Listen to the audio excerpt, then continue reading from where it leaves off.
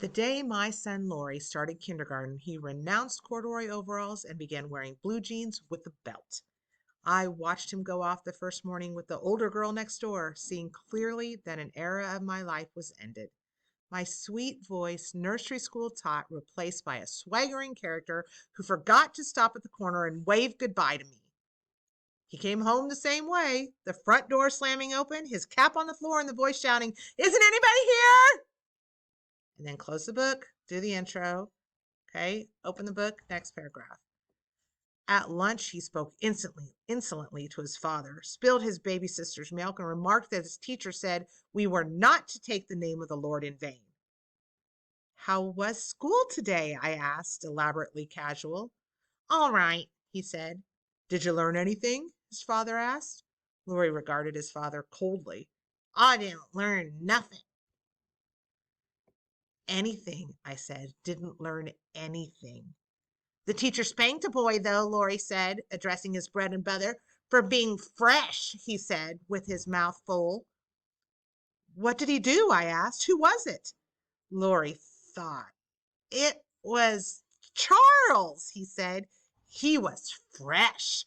The teacher spanked him and made him stand in the corner. He was awfully fresh." "What did he do?" I asked again, but Lori slid off his chair, took a cookie, and left while his father was still saying, "See here, young man." The next day, Lori remarked at lunch as soon as he sat down, "Well, Charles was bad again today." He grinned enormously and said, "Today Charles hit the teacher." "Good heavens," I said, mindful of the Lord's name. "I suppose he got spanked again." "He sure did," Lori said. "Look up," he said to his father. "What?" his father said, looking up. "Look down," Lori said. "Look at my thumb." "Gee, you're dumb." He began to laugh insanely. "Why did Charles hit the teacher?" I asked quickly. "Because she tried to make him color with red crayons," Lori said.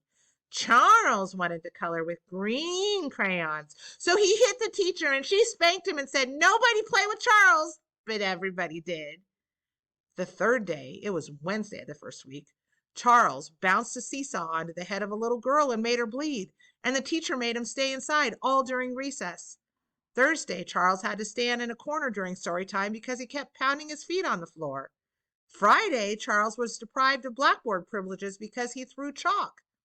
On Saturday, I remarked to my husband, "Do you think kindergarten is too unsettling for Lori? All this toughness and bad grammar, and this Charles boy sounds like such a bad influence." "It'll be all right," my husband said reassuringly. "Bound to be people like Charles in the world. Might as well meet them now as later." On Monday, Lori came home late, full of news. "Charles!" Lori yelled all the way up the hill. "Charles was bad again!" "Come right in," I said as soon as he came close enough. "Lunch is waiting." "You know what Charles did?" he demanded, following me through the door. "Charles yelled, so they sent a boy in from first grade to tell the teacher she had to make Charles keep quiet. And so Charles had to stay after school. And so all the children stayed to watch him." "What did he do?" I asked. "He just sat there," Lori said, climbing onto his chair at the table. "Hi, Pop, you old dust mop." "Charles had to stay after school today," I told my husband. "Everybody stayed with him." "What does Charles look like?" my husband asked Lori. "What's his other name?" "He's bigger than me," Lori said, "and he doesn't even wear a jacket." Monday night was the first parent-teachers meeting, and only the fact that the baby had a cold kept me from going. I wanted to meet Charles's mother. On Tuesday, Lori remarked suddenly, "Our teacher had a friend come to see her in school today." "Charles's mother?" my husband and I asked simultaneously. "Nah," Lori said. "It was a man who came and made us do exercises. We had to touch our toes. Look." He climbed down from his chair and squatted and touched his toes. "Like this," he said. He got solemnly back into his chair and said, picking up his fork, "Charles didn't even do exercises." "That's fine," I said heartily. "Didn't Charles want to do exercises?"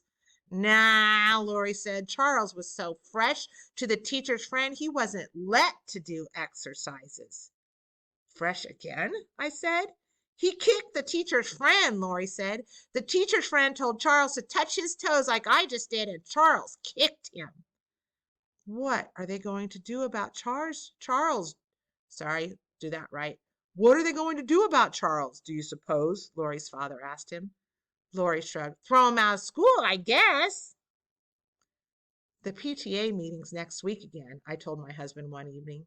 I'm going to find Charles's mother there. She'll be there, my husband said. I don't see how they could hold a PTA meeting without Charles's mother. At the meeting, I sat scanning each comfortable matronly face, trying to determine which one hid the secret of Charles. None of them looked haggard enough. No one stood up in the meeting and apologized for the way her son had been acting. No one mentioned Charles. After the meeting, I identified and sought out Lori's kindergarten teacher. I've been so anxious to meet you, I said. I'm Lori's mother. We had a little trouble adjusting, she said primly. Lori usually adjusts very quickly, I said. I suppose this time it's Charles's influence. Charles? Yes, I said, laughing. You must have your hands full in the kindergarten class with Charles. Charles? She said. We don't have any Charles in kindergarten.